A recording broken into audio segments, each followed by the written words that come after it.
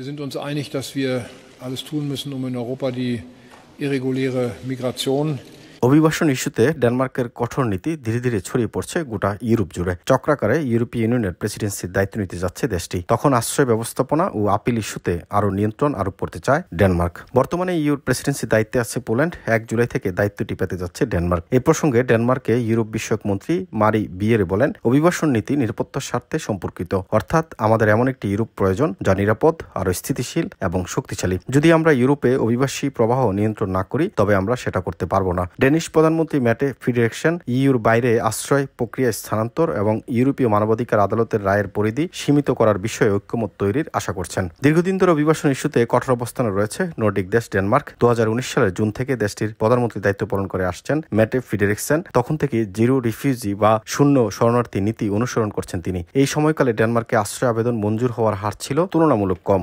2024 সালে 860 জন শরণার্থীকে গ্রহণ করেছিল ডেনমার্ক। সংখ্যাটি 2015 সালের তুলনায় 13 গুণ কম। সম্প্রতি জার্মানি সফর করছিলেন ডেনিশ প্রধানমন্ত্রী। ওই সময় ইউরোপে অভিবাসী আসার সংখ্যা কমানো এবং যাদের আমাদের দেশে থাকার অধিকার নেই তাদের নিজ দেশে ফেরত পাঠাতে নতুন সমাধান খুঁজে বের করতে জার্মানির সঙ্গে যৌথভাবে কাজ করার প্রতিশ্রুতি দিয়েছেন ডেনমার্কের প্রধানমন্ত্রী ফ্রিডরিকসেন। 1985 সালে ডেনমার্কে বিদেশি বংশোদ্ভূতদের সংখ্যা ছিল মোট জনসংখ্যার মাত্র 3.3 ভাগ, কিন্তু 2025 সালে সংখ্যাটি বেড়ে দাঁড়িয়েছে 16.3%। দেশটির সরকার বলছে, দোলনা থেকে কবর পর্যন্ত রাষ্ট্রীয় কল্যাণ ব্যবস্থা ধরে রাখতে দেশটিতে অভিবাসীদের সংখ্যা সীমিত করা প্রয়োজন। এই সময়ের মধ্যে দেশটিতে বিদেশি শ্রমিকদের চাহিদা বেড়েছে। 1 দশকেরও কম সময়ের মধ্যে কাজের ভিসার সংখ্যাও দ্বিগুণ হয়েছে। তবে সরকার চাইলে এগুলো দ্রুত বাতিল করার সুযোগ রয়েছে।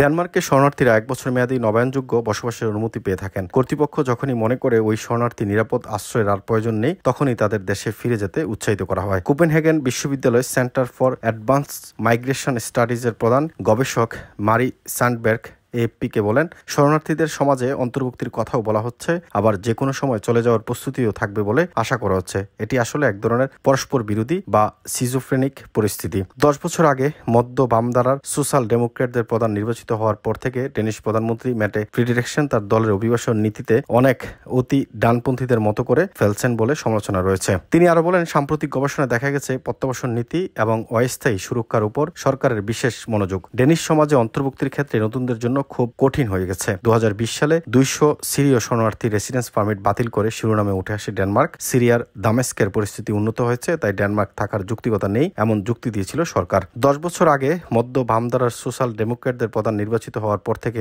ডেনিশ প্রধানমন্ত্রী ম্যাটে ফ্রিডরিকসেন তার দলের অভিবাসন নীতিকে অনেক অতি ডানপন্থীদের মতো করে ফেলছেন বলে সমালোচনা রয়েছে। পশ্চিমা দেশগুলোর বাইরে থেকে আসা অভিবাসীদের ডেনমার্কের সবচেয়ে বড় চ্যালেঞ্জ বলে মনে করেন তিনি। এনজিও রিফিউজিস ওয়েলকামের প্রধান মিখালা বেন্ডিকসেন দুঃখ প্রকাশ করে বলেন, আমরা সংস্কৃতিগত দিক থেকে সামাজিক এবং স্বাচ্ছন্দ্যময় একটি দেশ, কিন্তু এই উদার সংস্কৃতির জন্য কতিপয় মুসলিমকে এক ধরনের হুমকি হিসেবে দেখা হচ্ছে।